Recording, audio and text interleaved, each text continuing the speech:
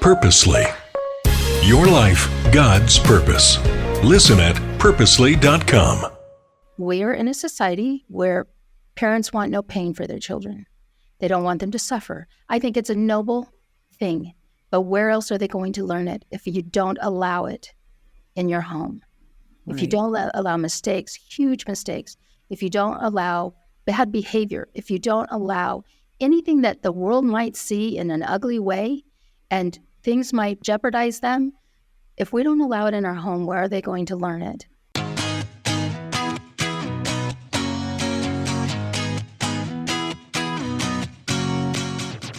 If you are the parent of a teenager, or if you're about to be the parent of a teenager, or if you have a teenager who has just left the nest, I want you to put on your special listening ears, because I have a guest today who is going to speak right into the heart of some of the best topic you can think of when it comes to raising teens. Karleen Savage, thanks so much for joining me.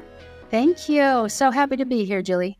Absolutely. So for the listener, you're listening to the AllMomDoes podcast, and I'm your host, Julie Lyles Carr. As you know, I've got a wide range of kids, and I'm telling you, in those teen years, Karleen's expertise would have been something really handy to have. So Karleen, tell the listener what you do professionally. Give us an insight on your personal life, all the things.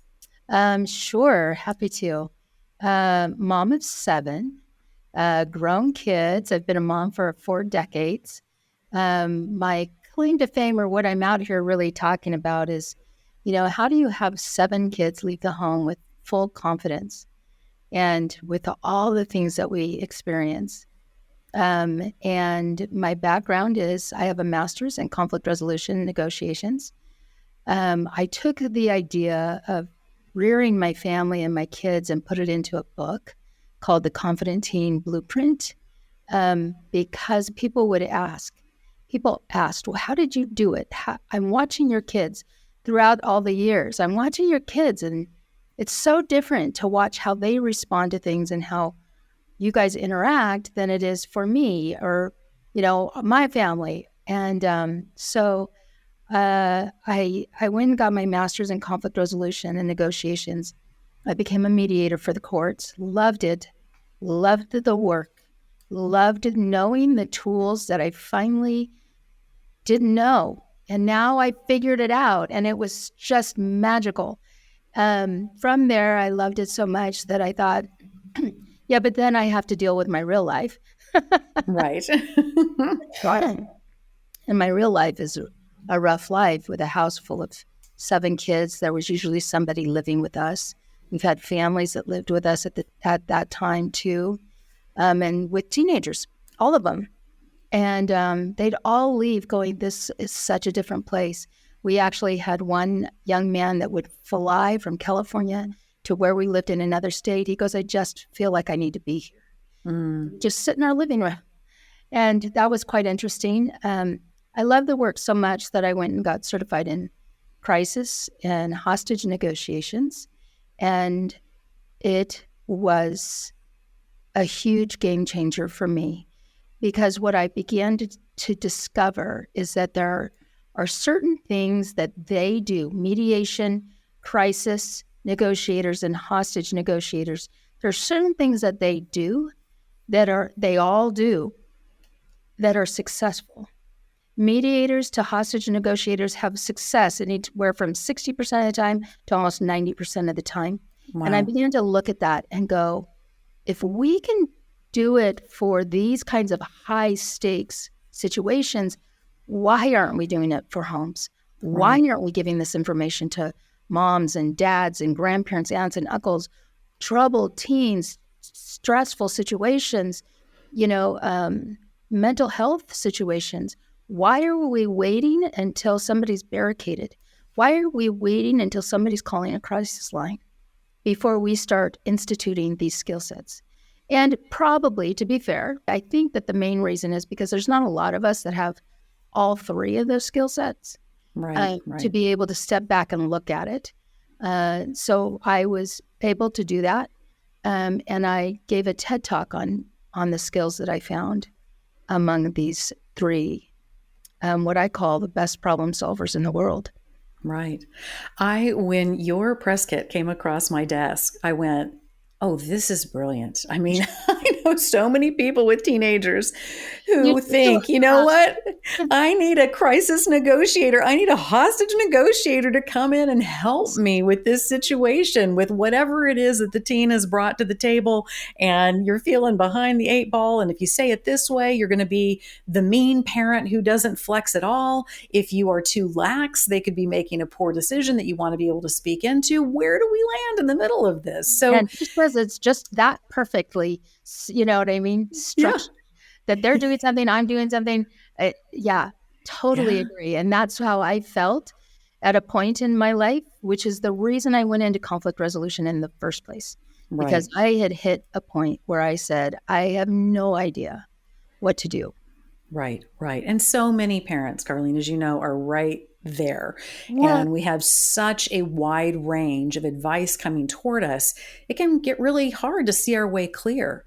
So talk to me about the specific techniques, but even before we get to that, the specific skill set that you gather when you have this triune of ability, which is in the conflict negotiation, the crisis negotiation, and then, of course, the penultimate hostage negotiation situation.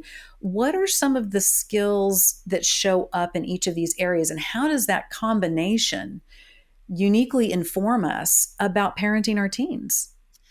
Well, first I want to share with you, Julie, don't lose track of that question. Yeah. I'm going to try and keep track of mine. The first thing I want to talk about is how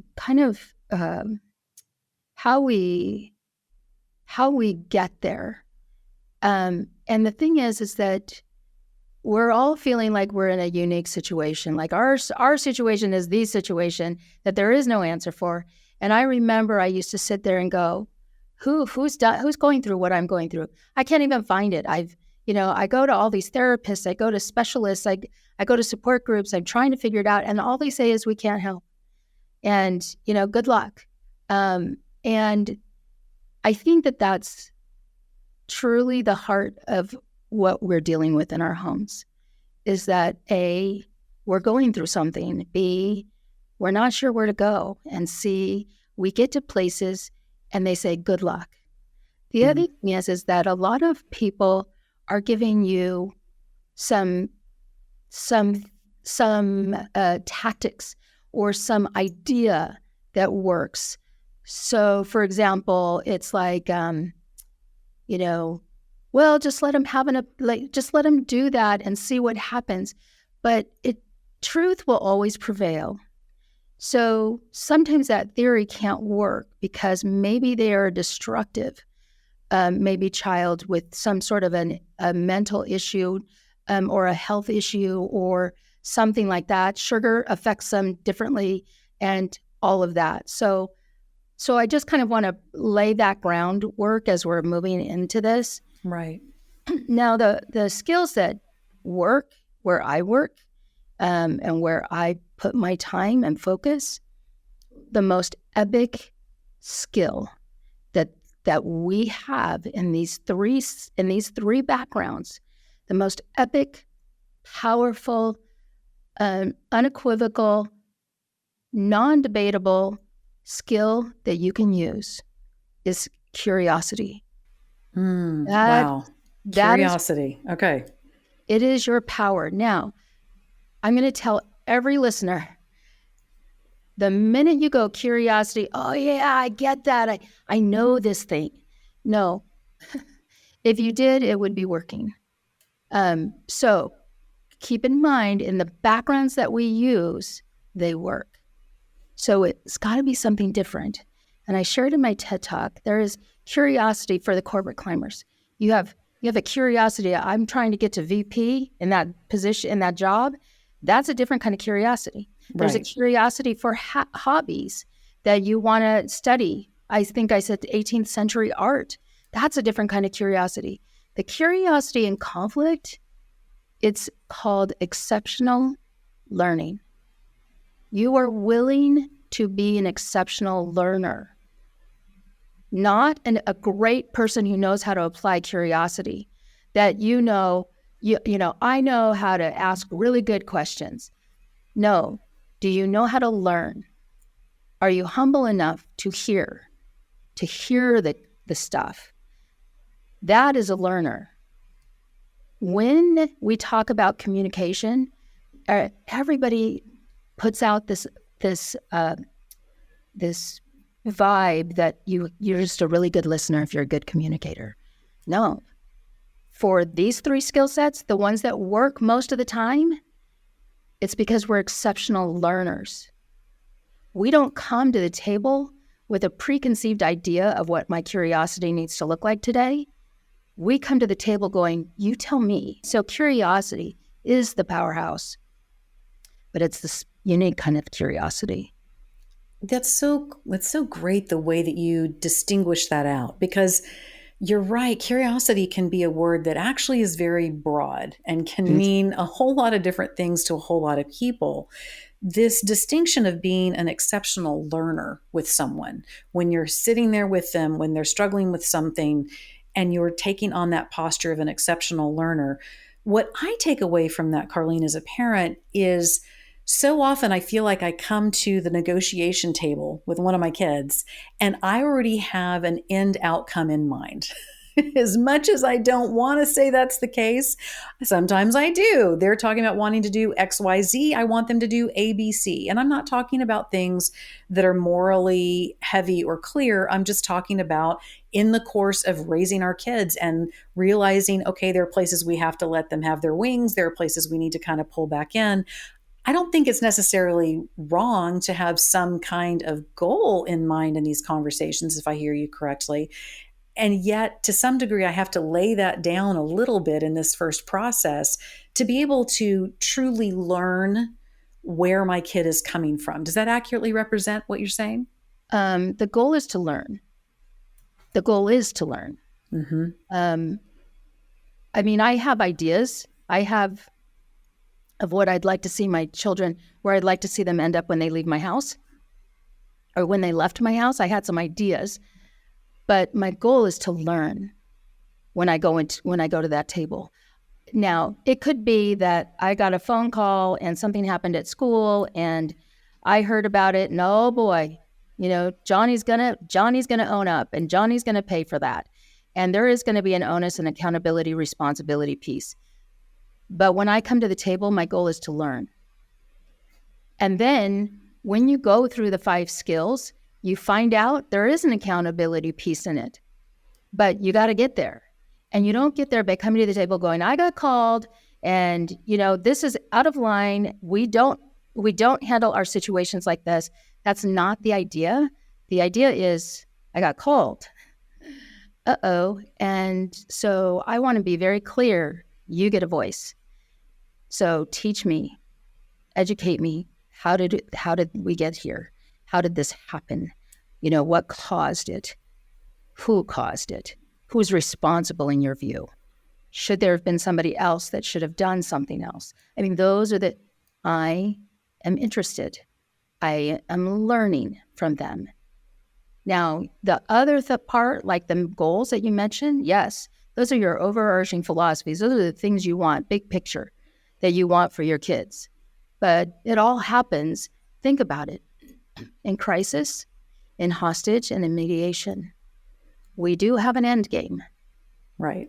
But when we get to the table, our goal is to learn and allow them to tell it. Allow them, ask enough questions that we become the learner in the story so that we can help move their needle, whatever that needle needs to look like for them. How do we quiet the internal dialogue as a parent that may be screaming at this first step? We may be able to take in, okay, I hear what Karleen's saying and I get it. She's right. I need to come to the table as a learner. But boy, that instinct as a parent can kick in really fast to try to jump too far ahead to whatever the accountability piece is, whatever is toward the end of the list. How do we stay calm and open and listening in this first step? I have to assume that for a lot of negotiators in this situation, you have to master some of the own dialogue that's turning up within yourself. Yes, we do have our own internal dialogue. And it's hilarious sometimes when you listen to it. So, pardon me. So I'm going to ask a different question. My question is, how do you feel about, okay, tell me, you have how many kids, Julie? 8. Yeah. You have 8. Bravo. We are in the sisterhood, girl. Bravo, girl. Oh my gosh. I am a respecter. Yeah. I was only having one. Co-respecter. Okay. So you have 8. Tell me how you feel about your kids overall. Oh, well, they're the best. I mean, of course. They're amazing. Yeah. So tell me, like, tell me your heart. How do you feel about your kids? For each of my kids, there is a love that is unique for each of them. And it doesn't mean that one supersedes the other. I've had a heartbeat for a long time as a mom, and I learned it through my kids that there is obviously that love of a mother, but I think that the love of a child is to really see and embrace and love that kid for who they are, for all the originality that's in them, for the things that can be inconvenient about that originality, for the things that are really fun about that originality, for the things that you can see into where their future paths may take them, to honor and witness what is unique in each of them is a huge heartbeat of how I feel for them, because the more I discover about each of them and the more I see that originality show up, the more in awe I am of exactly how they were each knit to be, even though we have shared a home, we have shared a common experience, we have shared seasons of life, we've shared all kinds of things. The way in which each of my children are expressed is miraculous to me. Miraculous, unique. Right. Original. Right. Yeah. So in that, and so I ask that because I before I said what I was going to say, and I'm still going to say it, to answer that question, I needed to know where you were coming from. And not in any part did you say, I'm going to hold them accountable, and they're going to be towing the line. And I didn't hear any of that. And yet that's what we go to the table with. Right, right. We go to the table. So your question was, how do you temper?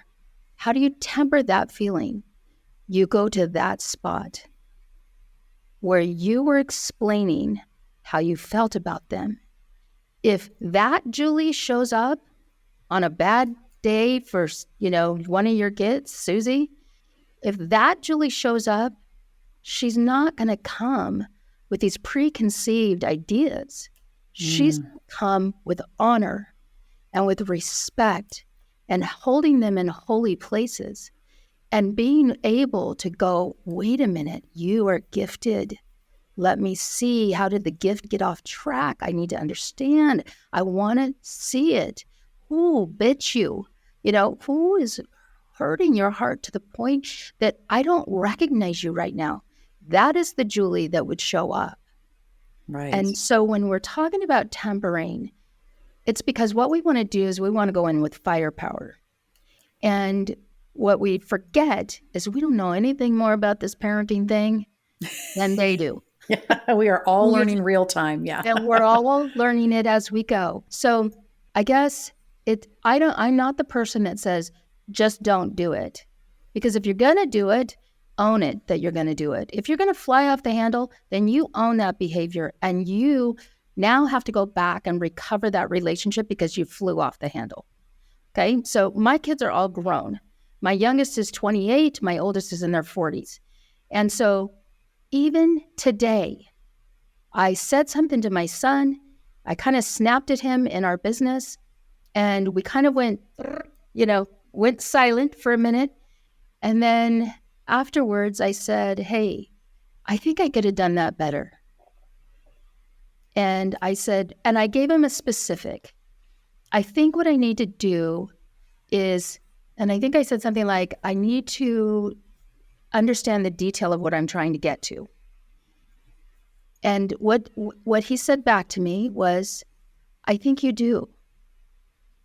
But it's okay. We can figure that out together. but I do need an idea of what you want. That Beautiful. is the power. When you teach it, they come back with it. Yeah. They know how to do it. And that's, so when I go to the table, this is what I need to do to fix the situation. So that's what I meant by, you got to own it. If you're going to fly off the handle, and if you're not going to put them in that sphere of, and I kind of, because of the work, because of my training, I look at it and go, if this was your last day, is that what you want to say? Right. No. Even if you had to counsel them, even if you had to course correct with them, even if you had to say something that is not exciting or happy for them, how would you do it if it was your last day? I love that. And think through what that means, because those are the conversations that stick. They can stick for good. They can stick for not so good. Right. All of it's building toward a legacy of how your kids are going to think back to how it was modeled to them to deal with some high emotion kind of situations.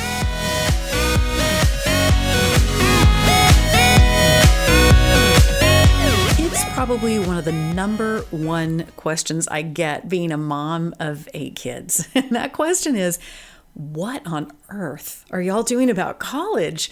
And I can tell you, with 8 different kids, 8 different learning styles, 8 different ideas about what the kids want when it comes to their careers and all of the rest, college has been a big topic of conversation around here. Well, there is a university that I want you to know about because it just hits so many of the things that are really important when it comes to considering your kids' college education.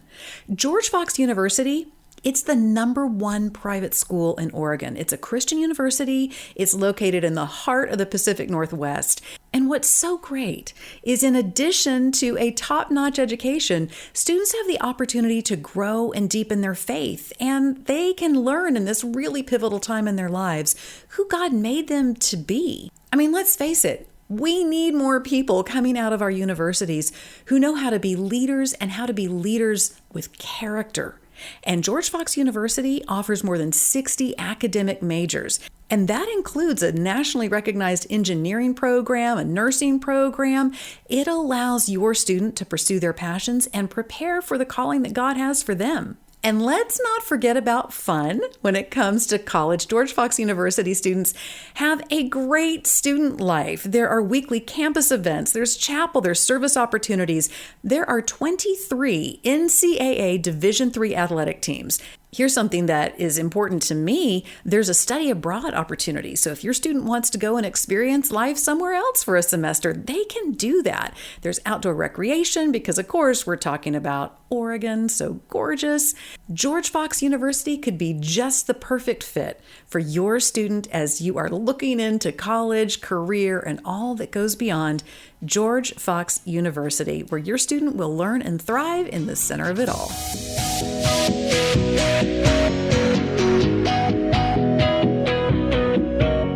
Okay, so we come to the table as an exceptional learner.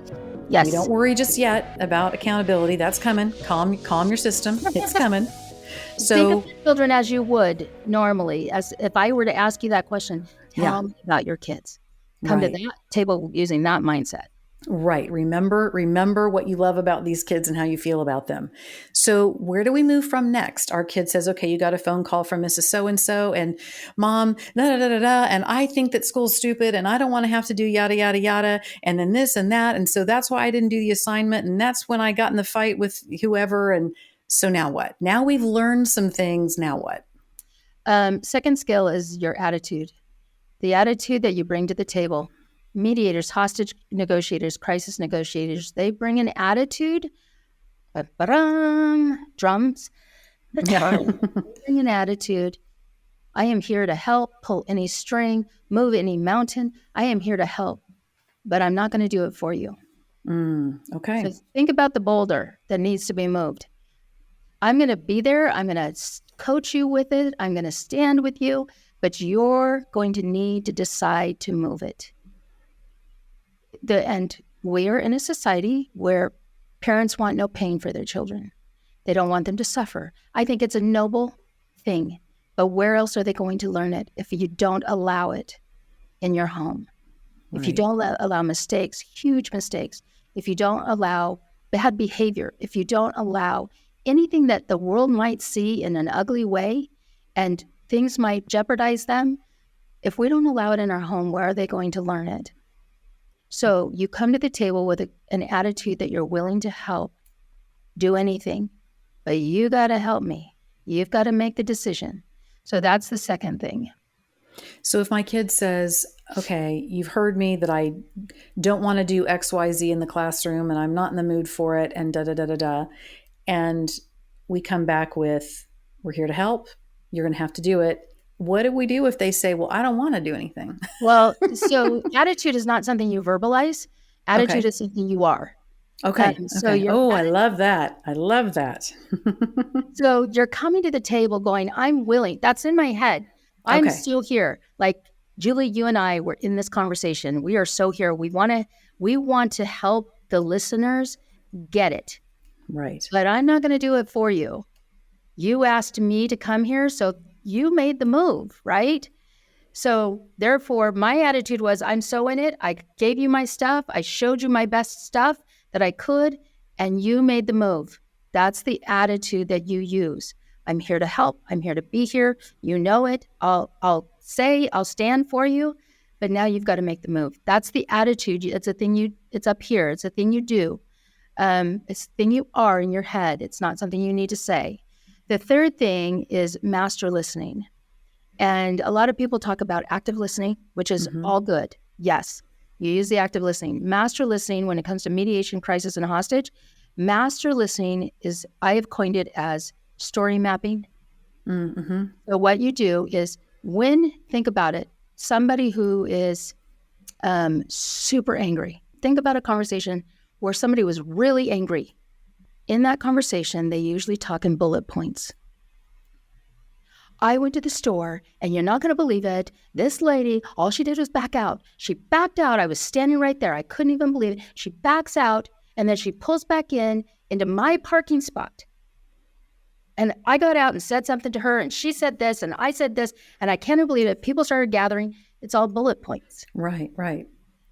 When you're a master listener in these fields, you connect those dots. So wait a minute, where was your parking spot? Where was that? Where did that happen at? What time of day was this, if that's relevant? A lot of times what's happening in this spot is you can de-escalate things in that space, but you also are story mapping. You're putting the pieces together of how things happen, because maybe the person who's telling the story is part of the problem. Right. Maybe they didn't make it clear. We don't know. So we story map. We start listening to it out. So a really important skill. It helps to de-escalate situations, and it helps create a clear picture. And so you're reflecting back. So in your teen's case, okay, so you're telling me that you thought the assignment was dumb, and then you felt like it was due too soon. And so it's like, Julie, so what was the assignment? Right. Well, it was a paper on Frankenstein. Yeah. And you thought it was dumb. How long have you been covering this topic? For 3 weeks. And so in that 3 weeks, did you ever voice that to the teacher? Well, she knew I didn't like the book. So did you read the book? Well, no. And that's how I showed her I didn't like it, because I didn't read the book. So she made an assumption, or did you actually tell her? Do you see how I'm trying to connect your bullets? Right. And I'm trying to create the whole picture. At the same time, it's having you process through it. If you're hot, it allows you to de-escalate, because I would go into things like, well, why don't you like the topic? Right. What is it about Frankenstein? You know what I mean? And right. Is it a science topic maybe? So that's where you go. It helps de-escalate the situation. It gives you a map of the story and how it came together. And then the fourth one is connection. Connection is making phrases that tells the other person I get it. Mm-hmm. So, so it sounds like, Julie, that you just don't like Frankenstein? Or is it that you don't like reading? And of course, I'm having to fake all this because I love Right. Frankenstein. I love reading. I just want to make sure I'm clear for the reader. But I'm going to go back into my avatar of the angry teen who got called out and now has been found out for not having done this assignment. Well, I just think that some of those books that are just hard to read, it's just a waste of time. So that's hard. So it sounds like, I wonder, it sounds like it might be the type of book you're reading. Is that closer? It's just hard to read. Like the sentences don't always make sense. And the teacher expects us to get it. And I just don't get it. So it sounds like it's just not connecting for you. Right. Okay. That's the connector. Those are connecting. It's beautiful. Sounds like, looks like, feels like, seems like. Those are all connectors to say, I get it. So I would say it. You said, well, no, you didn't say no. You just said, I just don't like it. So as I came back with another connector, you said something else. So then I had to pull back as a listener and I had to go, oh, it just doesn't connect for you. And when I said, oh, it sounds like it just doesn't connect, you said, yeah, that's right. That's what you want to hear. That tells the other person, you have your story. You get this. Here, hold that story. And I'm going to let you, it's going to be the truth. And it is going to be the truth we're going to work with. And then the fifth skill is reframing.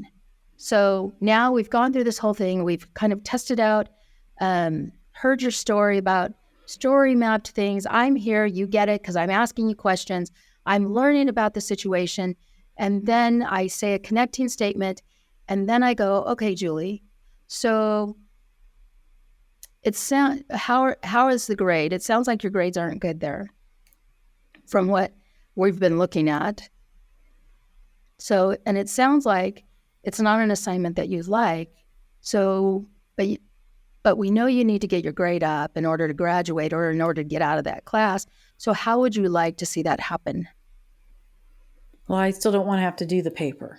Okay. So if you don't want to have to do the paper, then could it be, and so the way I am as parenting, a lot of times we haven't groomed our children, reared them to be problem solvers. Mm-hmm, they don't have a lot of options, doing in their brain. And so what happens is as a parent, you can go in. Now, as a hostage negotiator, crisis negotiator, mediator, we hold. Right. You got to see what's in their mind, yeah. Right. But when you're working with your kids, if they haven't been taught to that they can step against you, that they can have a different idea, that they can fight about it, if they haven't figured that out and they haven't been taught that, then they'll freeze or they'll hold. So something I might say in the reframe is, okay, so we need to do these things. How do you suggest? And you said, I just don't want to do the paper. So here's a couple options, Julie. One, we can go talk to the teacher. We can see if you can make up that grade. Is there another book? Because you did mention that you love reading. So is there another book that you'd be willing to do? Let's find out if that is a have to do. And if it is, maybe we can work it on Audible. Maybe we can do it in a partnership. Maybe, we do it together. So those are just some options. Do any of those strike you as something that's doable for you? Maybe the audiobook. Maybe I do better with the audiobook. Maybe. Okay. Well then, so we still need to find out if your teacher's willing. So that means that you're going to have to take the responsibility to do that. But I've already, because again, I'm taking it from the side of maybe a lot of parents haven't taught their children about coming to the table with options, negotiating with the teacher, all of those things, where I did so they would. Right. And so, I can go with you. I can talk to the teacher and maybe field that and see what they have to say. But you're going to have to make the first initial move. You willing to do that? Well, I don't want to, but I guess I will. And so that's the reframe. The reframe is just saying, here's all the information that we've just gathered. So what are we going to do now? Right. And what do you do in that situation? Because I can feel some parents going, but, well, the kid got themselves in this situation. They didn't own what their assignment was. They didn't tell me what was going on. And now we ended up with this, and it turned into its own little scholastic crisis. What do I do to be, in a sense, punitive to try to prevent this from ever happening again? Is that something we need to bring into all of this, or does it matter? Are we looking for a win here? Are we looking for a reputation? Or are we looking for a perfect pattern? Yeah, I mean, my kids are in their 40s and I'm still talking to them. Yeah. So I don't know what kind of parenting you want. If you want the, push a button and that's cured in that situation, but they're not going to get it the first time around and the 10th time around. And the thing about the Savage theory of resolution, which is what I just went through, the thing about that is that it works all the time. So you deal with it the next time something comes up and the next time something comes up. But here's the thing. So I just did this with a mom with her 14-year-old son, and he was getting an F and he hated school, and I don't do the work and the teacher's stupid and I feel dumb and just all the things, very resistant this entire school year. And he's got an F. And she calls me, and so we were working together, and I said, well, here it is, and here's how you do the options. And because you guys have missed the allowing him to have an opinion and all the negotiations he's got to do, but he's got to make a move, because remember, our attitude is we're willing to be there, but we're not going to do it for him. Right. And so she went through all those steps, and we kind of talked through it, how it was going to handle. And it started something like this. Julie, I think you're brilliant.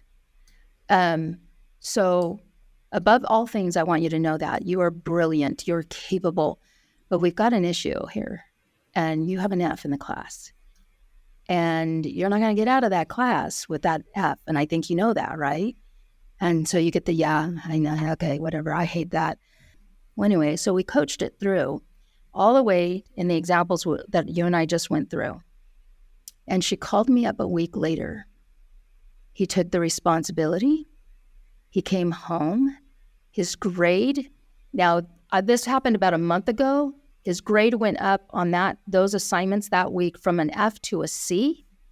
And now he's got a B in the class. And this was a matter of 2 months. But here's the cooler part of this, and this is what the message is. Why you use this is because he came home and he was jumping up and down for the first time. And he goes, I did it. I did it. I did that. I can't believe I got a grade that good. I couldn't believe. Do you know what he's doing 2 months now, post that experience? Now he says, I want to get good grades in all my classes. Mom, can you help me? And she didn't do anything but apply the Savage theory of resolution. But she did provided a blueprint for him to understand he could do it. It's one of the interesting trends, I think, in our parenting today. I've been guilty. I am not pointing fingers, that because we so often correlate being a good mom with taking care, smoothing the path, we don't understand that we're not actually giving them the recipe cards. We keep showing up with the pie baked, but they don't know how it got there. Right. This idea that you break it down in this way for them to, in a sense, be gathering the ingredients is so huge to me. No wonder that kind of experience builds confidence and resilience, right? Right. Yes.